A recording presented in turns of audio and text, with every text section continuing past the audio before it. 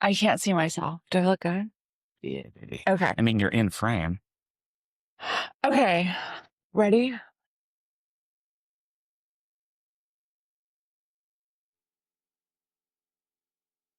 So, welcome to the second episode of the You Yips. can't say so welcome. You have to be like, welcome to the Yips. Welcome to the Yips. Energy.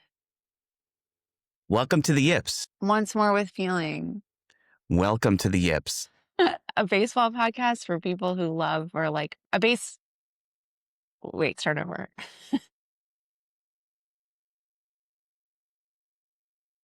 Welcome back to the Yips.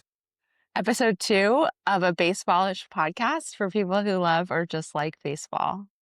We're your hosts, Molly. And I'm Eric.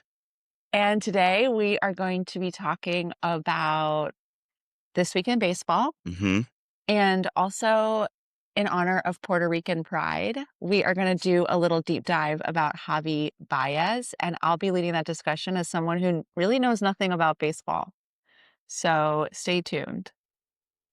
So, being that this is only the second episode, thought it would, kind of be good to give a little personal kind of catch up. I forgot we were going to do that. Yeah, like Okay. what's good idea. what's happened this week for us? Okay. Maybe not even necessarily baseball related, though. Yeah. Anyway, so this week has been a bit of a learning curve for me. It's been a week since we recorded last. Mm-hmm. Eric's in charge of all the editing, so he's been doing a lot of editing and learning a lot of new software and having fun. We started this podcast so that Eric could have a new hobby. You loving it? I'm loving it. The editing part of this is actually really fun. I don't mind learning new pieces of software and kind of Yeah, you're good at that. Yeah, toying around with that. But it's just annoying because I edit a lot too, so I get really frustrated with editing, and like I always say that I get stuck in the vortex. It really feels like it's like a tornado that you like get in, and all of a sudden you look up and like 2 hours have passed. People call that the flow in art. Like you're always searching for that, but usually they call it that in yoga flow too. state, exactly. Yeah, but usually you leave that feeling good. After I edit, like I feel bad. I feel really bad. But I edit a lot for Instagram and for my job, so yeah. Well, yeah. it's my personal hell. Yeah, you're a hell of a lot better at it than I am. I wouldn't say that. Well, I mean, I don't know how to edit a podcast. I just edited the video and I mean, I'm into it. Yeah. I'm totally into it. That's good. I'm glad. The things that were not enjoyable this week at least was, figuring out where to put the show, how to do it. Like hosting it, that kind of thing. Yeah. Like, what do we do with this? You got to establish an RSS feed and then share that with those kinds of things. Like, I'm glad are mostly ironed out. Yeah, it's like that's the kind of stuff you really only do once. Yeah. Yeah. I mean, yeah, we're not trying to like necessarily monetize. Well, do you want to talk about that? The podcast. Should we talk about that? Well, I mean, we can. I think you think that it's going to be okay. The difference between you and me is that you think this is going to be successful and I just don't. But the algorithm has beat me down so bad, y'all, that like I have no optimism. But whatever, we're not doing it to make money. We're just no. I mean, there's other ways to. There's a hell of a lot easier ways to make money. Yeah, let me tell you that. Yeah, I mean, there's that, but also this is supposed to be fun. Yeah, and we're having fun. I'm having a great time. You guys, I'm learning so much about baseball. It's crazy. Like I spent all friggin' week. So for me, I think what it is, this podcast is like a good distraction from my other work, but it still feels like productive. So that's kind of my kryptonite. So I'm having so much fun putting off other work by like editing clips for the pod or like learning about, like I spent so much time on the fucking, is it okay if I said that? Mm-hmm. On the Cubs YouTube.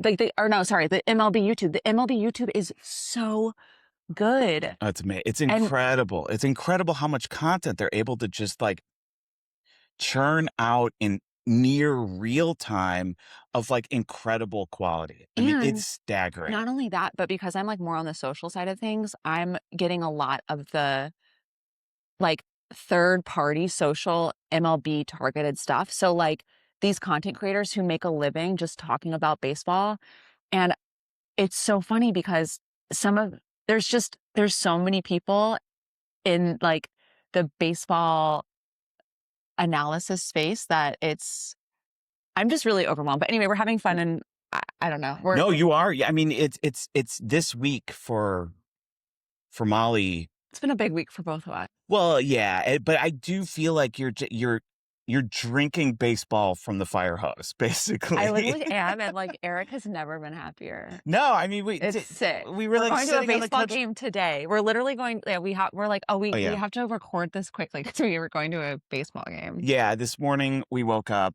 and it was like, well, what are we gonna do today? It's like, well, we have to record the pod, of So let's course. watch some stats, and then we saw the Dodgers are in town playing the White Sox, and the White Sox are doing really well. Mhm. And I think that'll be fun to watch. I've been like, oh, we have to go to a White Sox game ASAP. Yeah, so we just bought tickets And for then the fact this that the afternoon's Dodgers are in game. town, so whatever. Yeah. Okay, Yeah. let's. Also, Shohei's playing today, so that's cool. We'll see.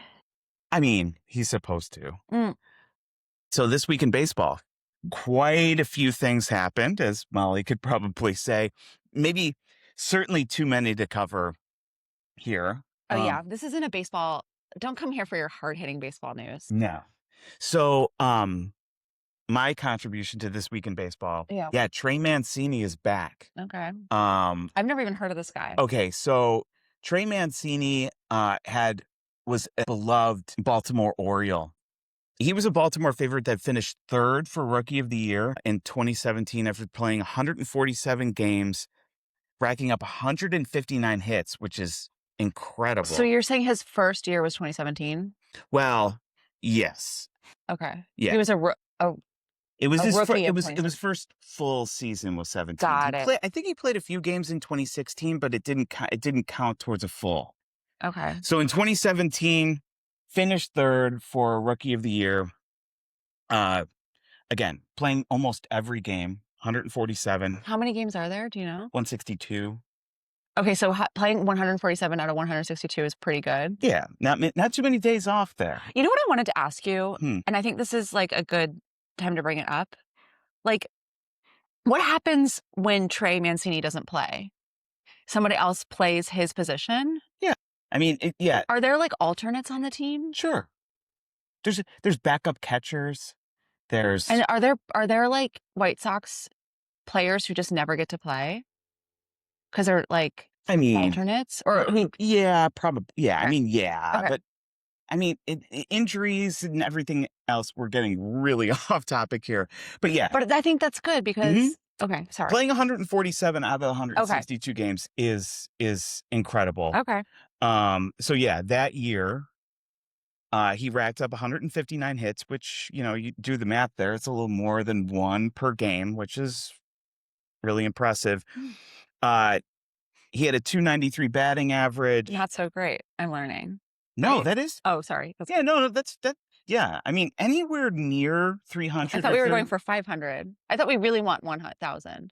Well, that you can't get a hit every single time. Okay. I would say, Well, put me in, coach. yeah, 293 is a solid batting average. Okay. Like elite hitters are in the low 300s. Okay, got it. Okay, so then So yeah, and then that year he had a 2.6 WAR, which is another stat that is wins above replacement, okay. meaning that, say for instance, you're a first baseman Okay. and you're assessed statistically against all other first basemen, Okay. and Oh, okay. so with Trey playing that year, he contributed to 2.6 wins specifically. Oh. Because a replacement averages 0. You know what I Okay. mean? He contributed 2.6 That's basically a stat wins that above replacement. Oh, it's confusing to me. well, it's a great stat. It just shows that, okay, like, that's something you look at. hey, yeah, if you have this guy who's got a 6 WAR, like I believe Shohei does now, it's like he has contributed directly to 6 wins, Okay. kind of, Okay. or I gotta above do some an more reading. average replacement. Okay. Anyway, so he had a hell of a rookie year. Okay, but I'm scared. Where's this going? Well, Because that 2017 is a long time ago. yeah. So we're gonna fast forward a little bit. Anyway, what happened this week in baseball is that he went 3 for 4 with the Angels Oh, he's still playing? in his first game back since 2023. Oh, okay. Okay. So why did he take time off? So, well, 2023 to so he took 3 years so off. let's go back in time. In 2020, a year Mhm. that everybody I think will remember, doctors found a malignant tumor in his colon. In his colon? Yeah. I think that's like one of the most common cancers that you can get. I mean, That's horrible either way, though. yeah, it's not good. So he sat out the entirety of the 2020 season, underwent surgery to remove the tumor and recovery, and endured chemo, Mhm. which it ravages the body basically. In November of the same year, Mhm. so he was declared cancer free, Okay. which is great. And then he returned in 2021. Okay. So he had cancer, Got better, got back at. declared, yeah, and by the next season he's back in. So fans in Baltimore when he came back, I mean, talk about triumph. Here's a guy who beat cancer and he's back. Yeah. He went out, and so that year in 2021, they gave him the AL Comeback Player of the Year award. Uh, he hit 21 home runs, batted in 71 runs. Okay. And then he was traded to the Astros midway through the 2022 season and was a part of that championship team. Oh, okay. That's fun. So Trey went to Notre Dame and is close friends with a colleague of mine. Oh, really? Yeah, and so I've kind of heard him about. It's really hard to get to the major leagues, Yeah. and it's really hard to stay there too. Trey had a year with the Cubs where he didn't produce. So when he had cancer, was it like a big news story or is he Oh yeah, Okay, okay, okay. yeah. It was a huge thing. So wait, you said he came back in 2021. What happened in 2023?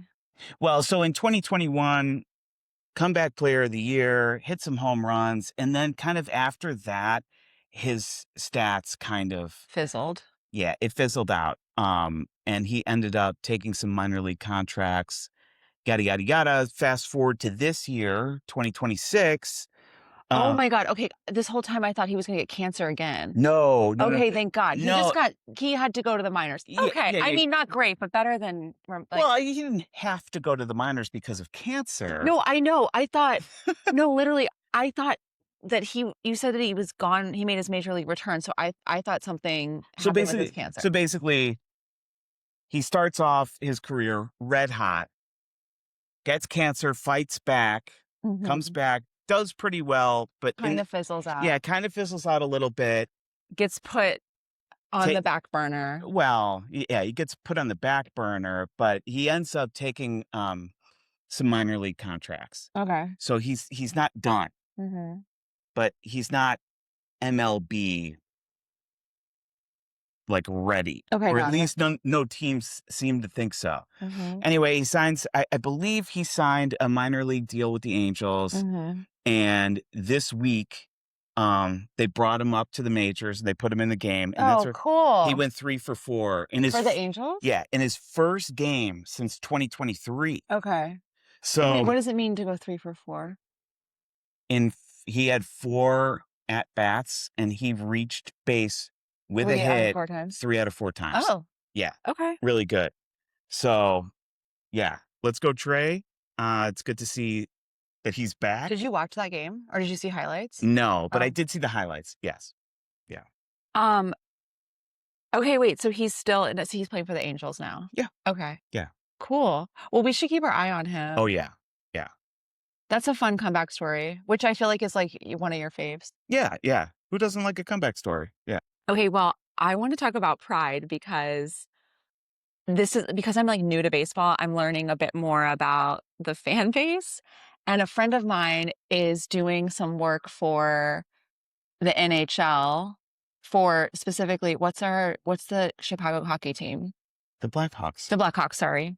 A friend of mine's doing some work for the Blackhawks for Pride and brought up anecdotally that he looked at their Instagram comments for the last Pride float, and there's a lot of homophobia in hockey. And I was like shocked to hear that because I don't ever. Well, and to be clear, this is not the Blackhawks social media. It's those who are commenting Right. on Sorry. the That, Blackhawks social media yes. stories. Okay. In the basement, which is what we call the comment section. Yeah, down in the basement that's stolen from somebody else, but we can go there at some point. But yeah, it does appear that the fan base is particularly homophobic in the Right. NHL. Yeah. So I was looking at some social media accounts on like MLB team social media accounts, and I very few teams are posting anything for Pride, which kind of surprised me. But then the White Sox posted something for Pride, and the comments were wild. Like not good. Like, not good. Like, people are saying, it's like I think people get really mad, especially in sports, when, like, homophobic like, it is homophobic, but in their eyes, it isn't homophobic. One response I see a lot is, "Why isn't there a Christian month then? Why isn't there a heterosexual month?" Like, that whole argument of, like, the all lives matter kind of argument in homophobia, which is that's the color of the homophobia I'm seeing. And, also a lot of teams haven't posted anything for Pride, I know. and I'm kind of curious to see because the Dodgers posted something, and the comments were similar to the things that the White Sox comments were, like, just generally homophobic, but also that stuff rises to the top because people are engaging with it, whatever. It's just interesting. But Spencer Strider is an Atlanta Braves player. He showed up to a Pride event, which I don't think happens a lot. I think usually these Pride events, they'll put some guy from like The Office in a suit, like stick him out there and say like, give a speech. But an actual Braves player, he's a pitcher. Mhm. He came out and like gave a speech, and it seemed really genuine and not perfunctory. So it seems like there's some progress. The loser of the week is Blake Trinan. Oh, so we've got a loser of the week category Bow, now. bow, bow. So then I'm assuming that Skeens is the winner of the week then? Skeens. Who's Skeens? Or I'm sorry, who was the pitcher that Oh, you Spencer mentioned? Strider. Spencer Strider. I I'm mean, sorry. I would say let's figure it out at the end. Maybe because Javi Baez might be the winner of the week. Turns Well, out I'm a well, Javi Baez fan. well, let's see. But But we okay, we now have a loser of the week, Blake and Trinan. Do you know how to say this name? I don't know, Trinan. Treinen. Okay, yeah, so all not of the sure. Dodgers have this official LA team Pride hat that they wear. I don't know if they were wearing for the actual game. Mhm. Potentially, I don't know. Maybe just for warm up. And this guy he was the only Dodger who just refused to wear it, which is Come so lame. on, Just wear the just hat, wear the fucking you friggin' hat. loser. Yeah. Oh my God. Anyway, so I mean, you're turning it into something. You're like actually. I mean, I just don't he thinks that this understand. is his big take a knee moment, I feel. Oh my And it's God. so embarrassing. Anyway, Just wear the who fucking hat. okay, so who do you think would be the most LGBT friendly team in the league? Like, I'm kind of inclined to say LA because it's like the most popular team, and I feel like it has like a really diverse fan base. And it's LA. I mean, the Cubs used to go all in They on should. Pride. I mean, yeah, And they prior might. to Like, jury's still out. Like, if June is still happening, so we'll see what the well, Cubs do, I mean, but I was gonna say, especially before the Ricketts bought the team. I see. Yeah, when the Ricketts bought the When did they team, buy the team? oh, I mean, it's been years now. But I mean, for those of you who are not in Chicago, Wrigley Field is located very close in proximity to the city's kind of like traditional, I want to say, gay neighborhood, Yeah, specifically Wrigley Boys Field, Town. like, butts up to Boys Town, which is a gay neighborhood in Chicago. Yeah. And, there's so much potential there with the fact that they're called the Cubs, playing on Bears. Like, I don't know, like, and also, I just think there's a lot of fun. I've got ideas, but, I think it's silly that teams don't cater more to a gay audience because it's just money sitting on the This is table. professional sports. These are teams turning a profit. It's like by alienating a certain, like, I just don't understand. I think what they're scared of is that by embracing the gay community, they'll turn off so many of their, like, the fans who are right wing. So basically, like catering to the shitheads down in the basement. But I don't think that's true. Like, I really don't think that's true. And I was talking to a gay friend of mine about this, about the corporatization of pride. You know, Yeah. we could talk about it forever, but Yeah, there's like sales at mattress stores now. You yeah. know what I mean? It's annoying, you know, it's a cash grab in some ways, but in other ways, I do feel like the corporatization of pride does push the needle because, like, if these guys who are saying this stuff in the comments of the White Sox Instagram post, like, go to Target and see a flag, like, it just becomes a bit more normalized. Imagine if pride wasn't corporatized and, like, people didn't have to get acclimated to the fact that there are gay people in the world. Do you know what I mean? Yeah, and I to don't know. no, and to get back to the point, I remember I heard somebody explain, it's like, well, why is there allowed to be Gay Pride Month and not White Pride You're Month? right. And it's because Or straight. there's like an analogy to Mario Kart. Okay. You're familiar with this video game? Yeah. So in Mario Kart, you're along the track, you pick up special Yeah. objects that could be used Like a to, turtle shell that yeah, you can shoot. yeah. But like when you're in first place, Mhm. you don't have those weapons. Oh, really? Yeah, because you don't need them. You're in first Right. place. No, no, no. And that explains the Well, yeah. White Pride Month or hetero Pride Month. It's like you guys are already in the lead. You Well, you know what don't I have to mean? Like explain you it to don't. our listeners get it. Like, they're not I hope all of you guys do. I hope all I 6 of really hope you. so. That like understand these things and don't get down in the basement and start Yeah, saying please be nice to stupid shit. us. Yeah, please.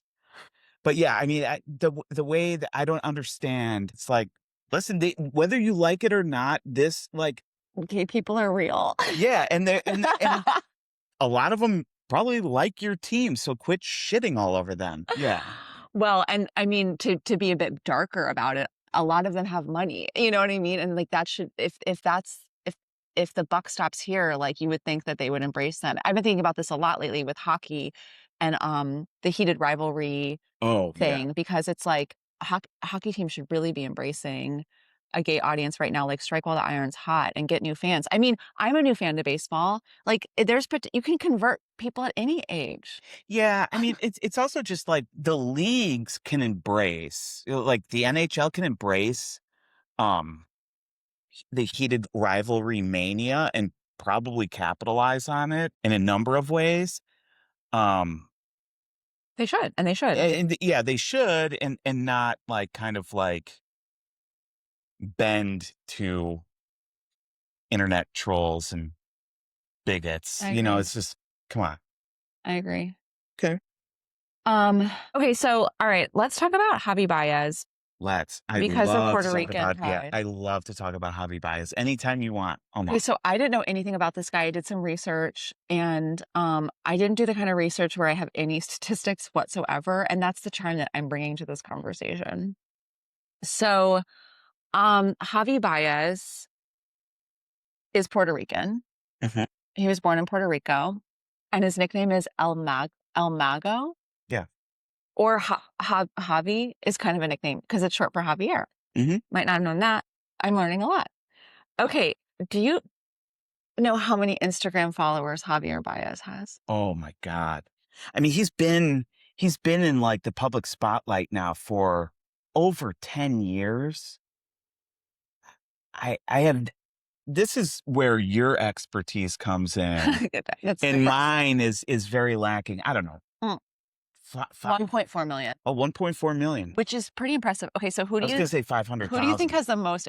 Which current MLB player has the most Instagram Oh, followers? it's gotta be Shohei, right? Yeah, with Mm. 10.8. Oh, And right behind him is a guy named Mike Trout. Never heard of that guy before. well, I'm hosting a baseball podcast. I've never heard of the so second most popular player in baseball. We well, don't have to get into let's not get into him it's seriously. because he's with the Angels. Okay, okay. Yeah, but Whatever. yeah, we could talk about him later, But I okay, guess. so if Shohei has 10 and Mike Trout has 2, Javi has 1.4, not bad. So he's clearly a really popular player. And after doing Wait, research, Mike Trout has 2 million? I think Oh, okay. No. I mean, I don't know. maybe he's cute. What does he look like? He looks like how do I say this in a nice way? He kind of looks like he's like Like a trout? Like a fish? no, he doesn't look like a fish. He more looks like he's like a big old Mushroom? white guy. Just like he's kind of muscular. Looks like a thumb, kind of. He's got a real thick neck. Oh, got it. He's one of those guys. Yeah. Yeah. Do you think he's doing steroids? I don't think so. Okay.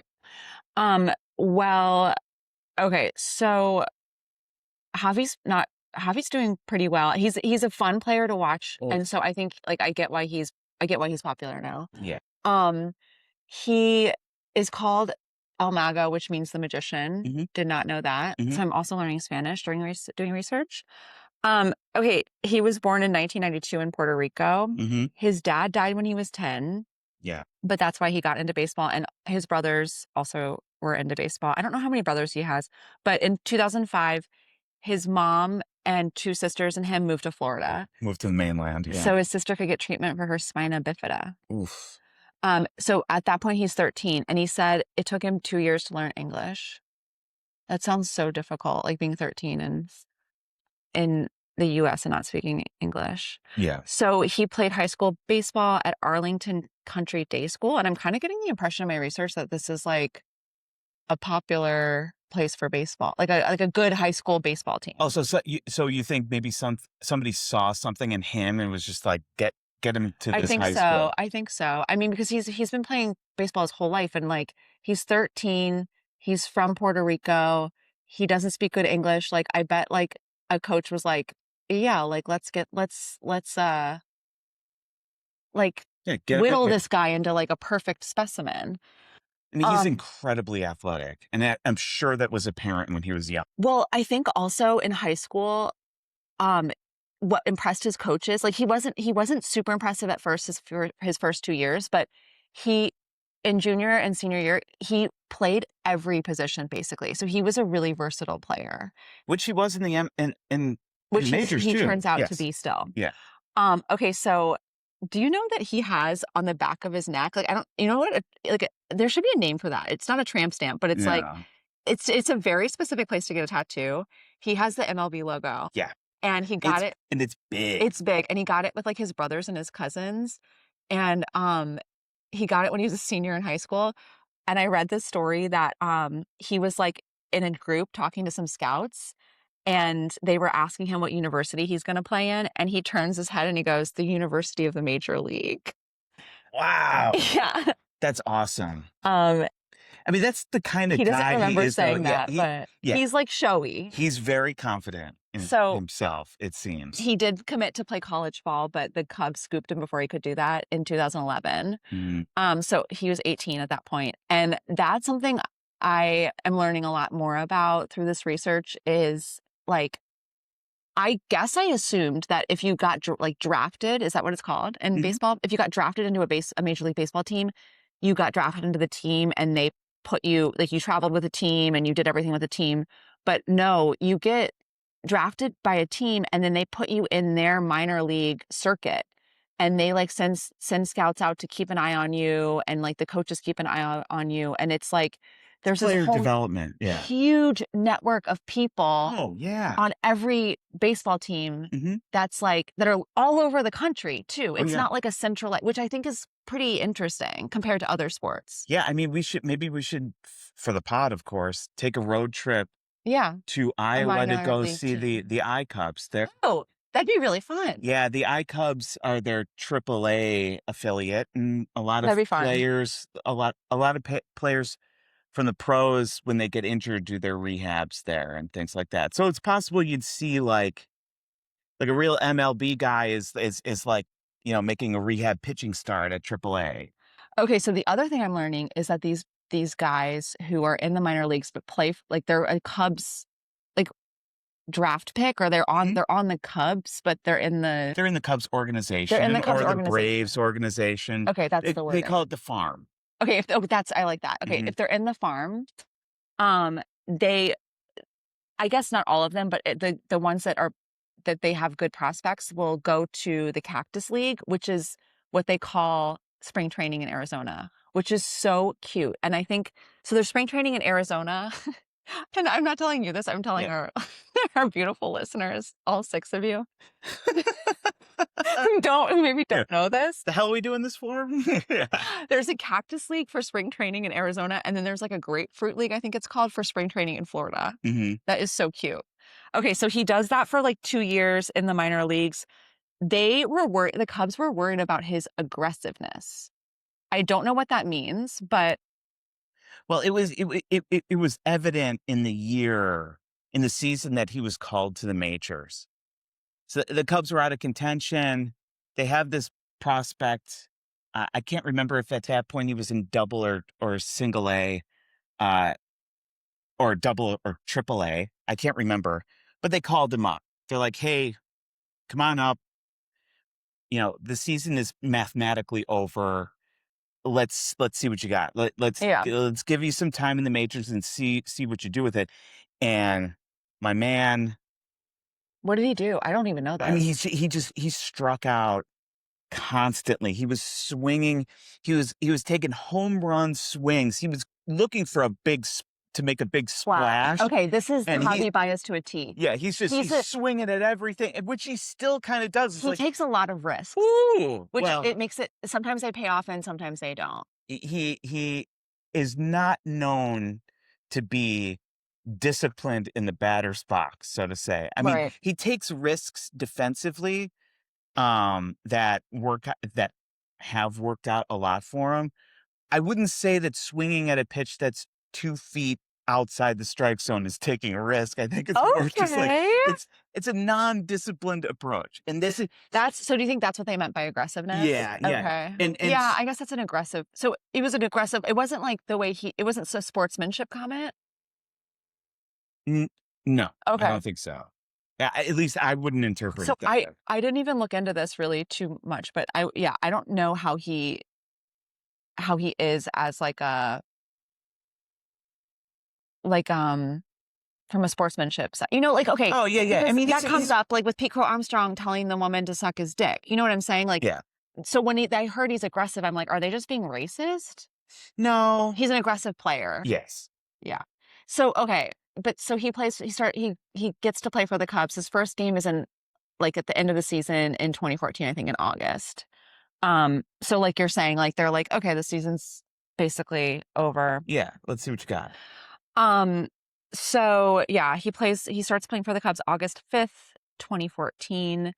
And he just really became somebody to watch. He's really, really fun. And I think when he's confident and feeling good and like working well with like Rizzo and getting along with his teammates, he plays really, really well. Oh, oh my God. I mean, well, it's not spoiling anything to say that team really gelled in the In next couple of 2016, years yeah. and just yeah, So and yeah, he and they was a won big the part World of it. Series, Yeah. and I think that's what has made him so popular is he was playing these like World Series games. So like when the Cubs went to the World Series, a lot of like casual viewers of baseball started to watch, and he's like especially fun person to watch if you don't know that much about like the stats or whatever. So like for someone like me, I feel like he's a good entry point because he has like a lot of style when he plays.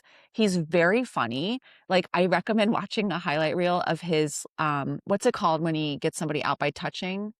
Oh, when he was he would His tags. Yeah. no look tags at second His tags base. are crazy.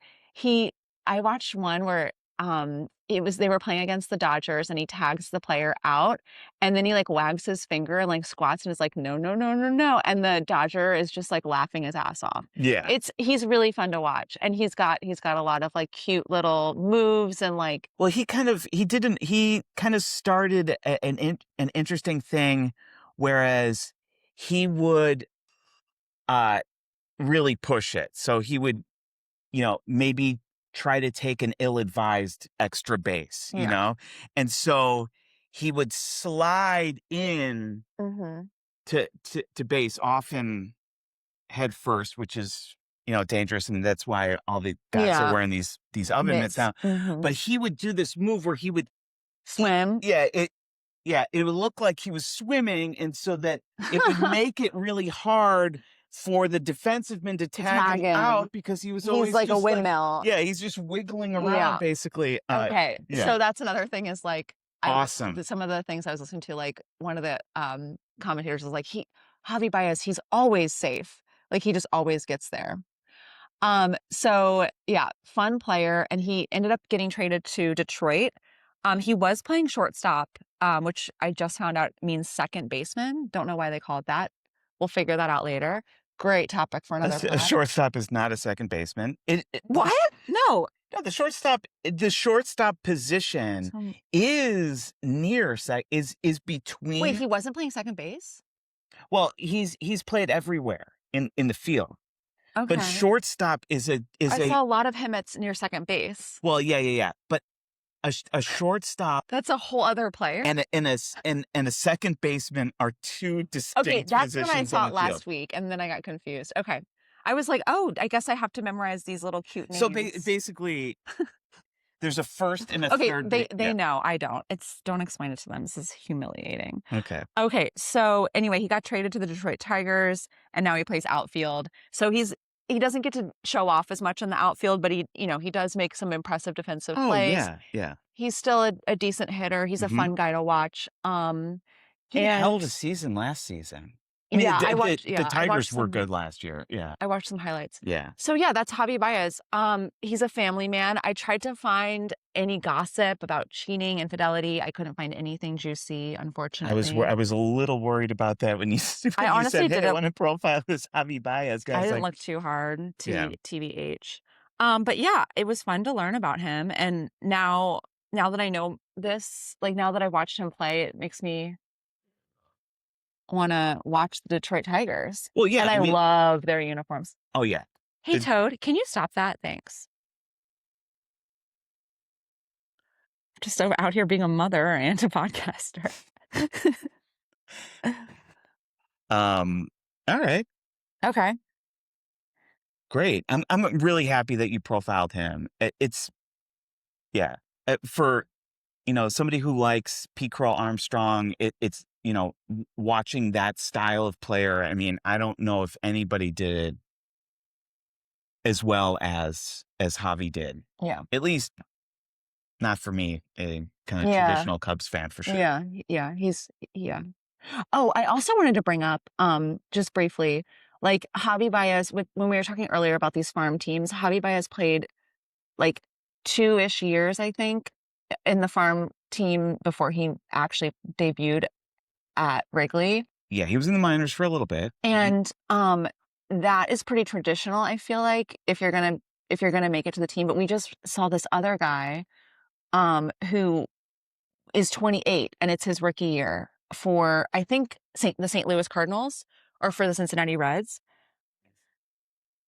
But yeah, and I like those kinds of things where it's just like this guy was 28 years old and it's his rookie year. What that tells me is that this guy has been battling through the minors probably for, I don't know, 8, maybe 10 years Yeah. or so. It's a cool story, I think. Like if Yeah. you're, yeah. Yeah. Getting paid like $30,000 a year to play baseball, maybe like going to college in the off season Yeah. or like working at Home Depot or something like that. And finally it's just like, I got the call up. He goes to the plate and he mashes a hit. And it's Yeah. just like, oh my goodness. Super cool. Yeah. Well, okay, let's do a little baseball education for me, and you can do a rules corner. Oh, welcome to the rules corner. This is probably the driest part of the show, to be honest. My Kaiser's sticking to the seat. Yeah, that'll happen in the summertime. All right, out of the rules corner. Ready? Yeah, I'm ready to learn. You will edit that out, right? Yeah. You don't think you can see my bra, right? No. All right. Welcome to the rules corner. This is the part of the podcast where Eric's going to educate me about baseball. Oh, I don't know about that, but I mean, I actually learned some things here as this year the MLB introduced the automated Balls and Strikes Challenge System, aka the ABS. Okay, so it's new this year. hmm So they what they do is they kind of workshop these proposed rule changes in the minors, see how they work, and then if they work, they're graduated to the MLB. Mhm. That was kind of like the pitch clock, things like that. Efforts to like hasten the game. So there's a new rule now. Okay. So it's the ABS challenge system, Okay. and there's a lot of signaling that takes place on the field. Oh, that's fun. Yeah, to like get this process going. But basically what this allows for is for one to challenge the ump's call of a ball or strike. Oh, I've seen this in action on the Okay. games, right? Yeah. You get Yeah. 2? A pitcher, a catcher, or a batter can challenge a ball or strike call. Okay. Um, the pitcher, catcher, or batter signals that they believe that the called ball or strike um, is wrong and that they want to use their challenge Mhm. by tapping the top of their batting helmet, the catcher's helmet, or the pitcher's hat. Okay. Um, so when a challenge is lodged, a super high tech radar system that's used uh, tracks the location of the ball when it enters the strike zone. Mhm. Which is that square that they add on the TV. Yeah, it's a rectangular Oh, it's plane okay. that's lowest point is around the batter's knees and goes up to about chest height traditionally. Um, Mm. I think it used to be that in like the olden days, it was like from one's knees to where the lettering was stitched on their Oh, that's cool. jersey. Yeah. So, So it would change depending on your height.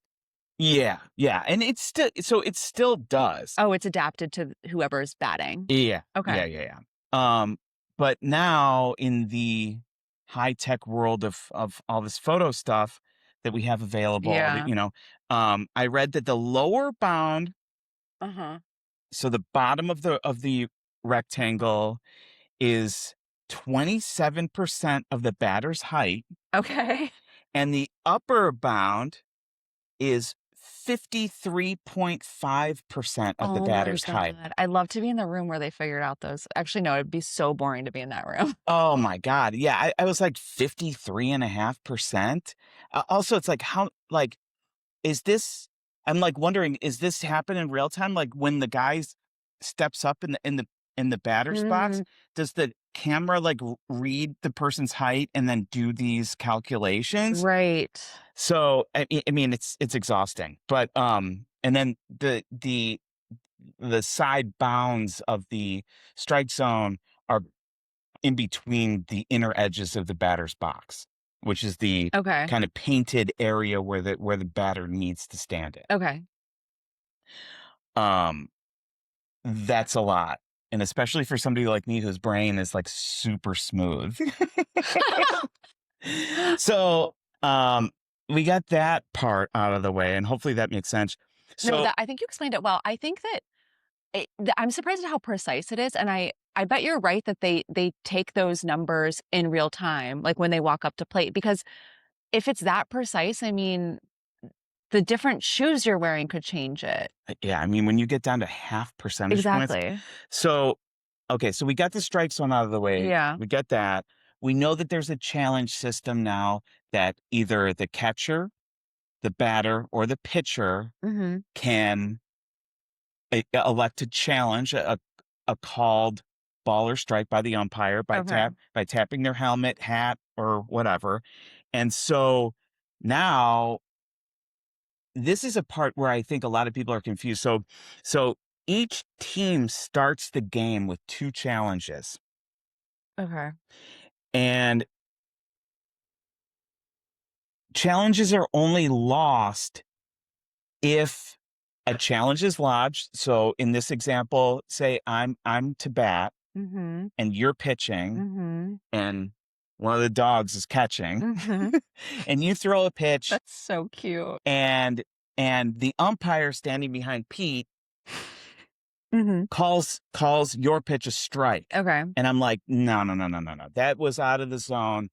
You're gonna tap your I'm gonna hat. challenge. I'm gonna say that was for sure a ball.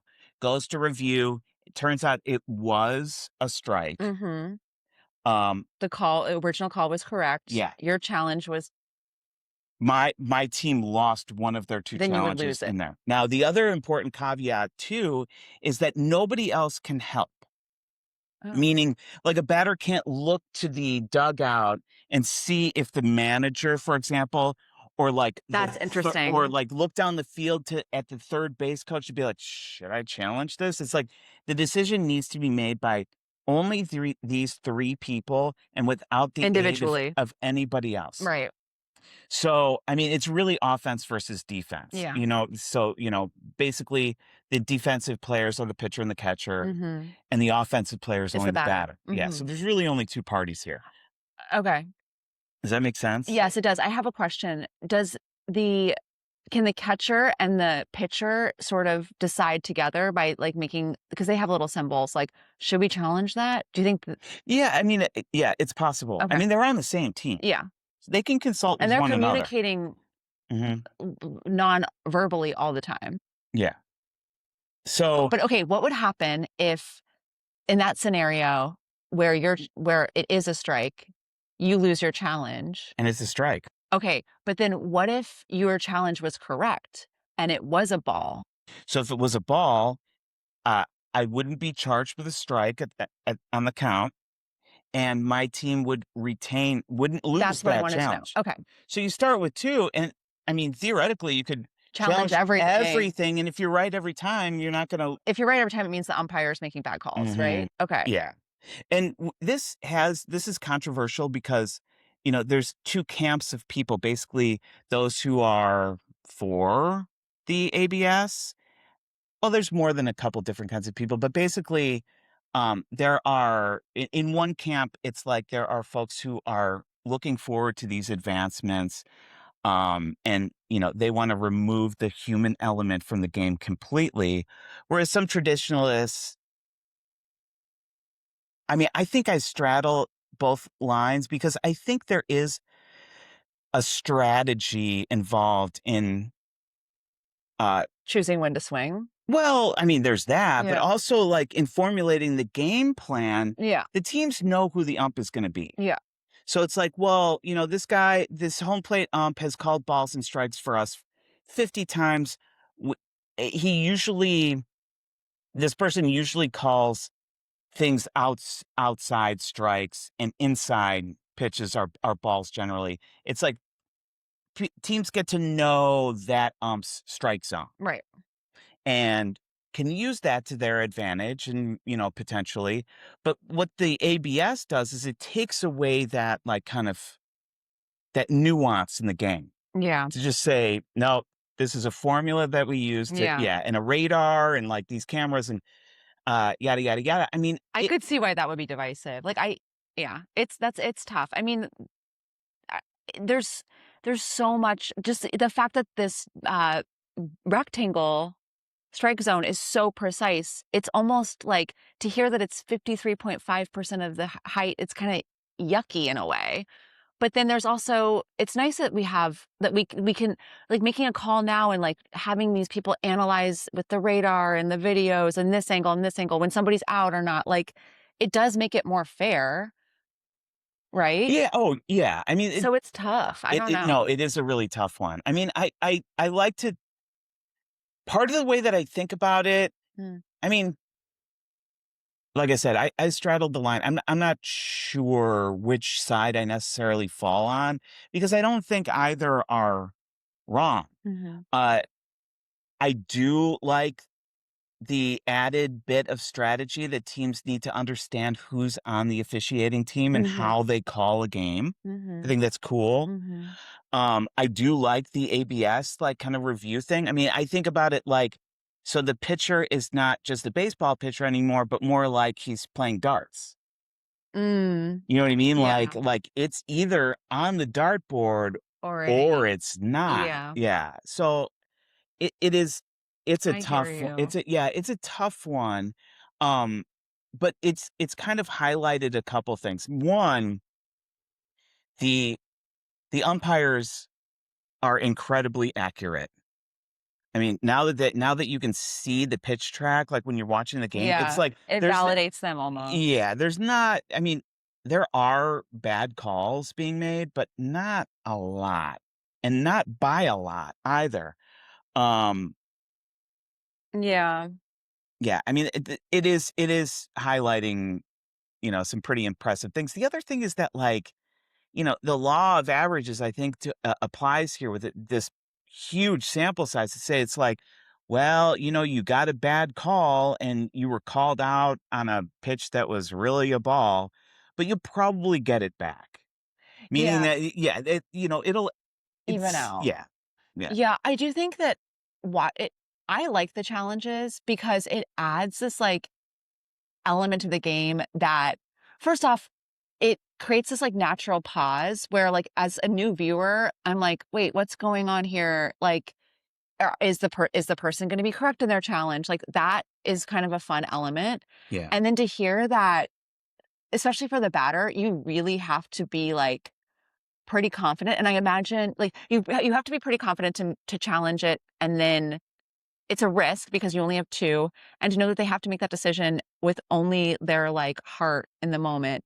That's a lot of pressure Yeah. on top of the pressure that they're already feeling, but I bet that there are coaches who are like, "This fucking player needs to stop wasting our challenges." No, Yeah, 100%, and it adds 100%. this other element to, like, the interpersonal dynamics of the team. Yeah. Well, yeah. Or a player style. It's like, "Oh my god." We were watching some game and you're like, "This guy's gotta stop challenging because he challenged twice and he was wrong both times." I can't remember who it was, but that's kind of fun to see, like, a player style with their challenges. I think it was like the first game of the season, like in MLB's opener, one of the two teams, The first time this is even an element of the yeah, game, exhausted their two challenges in like the the first first inning. inning. And it's just like, guys, yeah. So there's, It's good there's only 2. It's good they capped it. yeah, yeah. I mean, Especially yeah, like, baseball's long enough. yeah. They're But like, "This'll speed it up." It's actually, no, it slows it down. no, I mean, there's got to be some kind of strategy now where the manager are just like, look, like you can challenge if it's 2 outs and Right. 2 strikes are on you and you just got called a strike. That's Maybe you another challenge element. that, and there's like runners in scoring position. Strategically, is it worth it? Yeah. Like, do you is it it's like pick your battles kind of. Yeah, it's just like you're not challenging any pitches unless it's a called third strike and there's somebody Smart advice for at real. second or third base in scoring position. You should coach a baseball team. Ugh, I don't know. It's a lot of responsibility. There's a lot there. Yeah. Well, okay, I'm glad I know that now. I Thanks for explaining that. I like Rules Corner. You said that you thought it was gonna be dry. I think it's fun. Yeah, so there's only one other caveat here is that extra innings, and I had no clue how the challenges played into extra innings. So if the game, of course, Yeah, is that's a good point. tied after 9, and we start to get in the 10th, 11th, 12th Yeah. innings. I mean, If I bet often okay, go on. Yeah, if a team gets into the extras or gets into the extra innings and they don't have any challenges, each team gets one per extra Oh, inning, and okay. they don't snowball. So it's like, well, we went into extra innings, we played the 10th inning, we didn't use our challenge, so now in the 11th We we get now to have 2. It's like, You you can't just take it with you. no. It's like Weight Watchers points. Yes, Well, those roll over, but these don't. these do not. Okay. Yeah. Okay, well, thanks for explaining the challenge rule. I'm gonna start doing this more. Yeah, I I'm mean, tapping for the just listeners challenge out there, right? anything. It's like, I don't think we need to, I don't know, water the Literally. garden Oh my today, and god. it's like, You know I'm what gonna I'm gonna do challenge it? that. It's when you're like, Okay, this is when I'm gonna use my challenge." In the winter, when it's snowed a lot, and Eric's like, "I'm not gonna shovel because it's just gonna snow more." And I'm like, "You have to shovel." You have to challenge I'm it gonna challenge it. challenge it, and then we'll look at the radar or something like that. Yeah. Or we'll, like, call for a third opinion. Yeah, yeah, We'll yeah, call yeah. your dad. Yeah. "Hey, Bob, what do you think? Should I Yeah, get here out there or" Bob's the Yeah, yeah. Okay, well, that was a great episode. I Thanks for think teaching so. me about the challenge. I hope you learned something about Javi Baez from me. Did I teach you anything you didn't know? Yeah, Okay. yeah. Yeah, for sure. I mean, I wasn't sure if Javi was actually born in Puerto Rico, but it turns out he was. I know the man is Puerto Rican. Uh, yeah. Yeah. Puerto Rico Happy really Puerto has Rican given, Pride. yeah, happy Puerto Rican Pride, which is this weekend. Puerto Rico is a wonderful place, given It's a beautiful country. contribute. Yeah, there's a lot of people who would say the same No, thing, I think unfortunately. I did mess that up when we were talking. Yeah, I mean, I mean, it just feels so different. it is. It's Not that I've ever been, but we'll go one day, hopefully with the podcast money. So like and subscribe, tell your friends. Um, the more subscribers we get, the higher our chances are of writing off all the baseball games that we go to on our corporate credit card that we might get one day, and maybe eventually going to Puerto Rico and seeing these fluorescent jellyfish. Oh, yeah. Yeah. So tell your The friends. world's largest bioluminescent bay Tell your is friends in about the Puerto Rico. podcast I so I mean, can go to this friggin' Bad, UNESCO World Heritage Site. yeah. It's so stupid. See Bad Bunny or whatever. Oh, we love that. This is a pro Bad Bunny house. This is a pro Bad Bunny podcast. Okay, well, thanks for listening to episode 2. Like and subscribe, and we'll see you next week. See ya. Bye.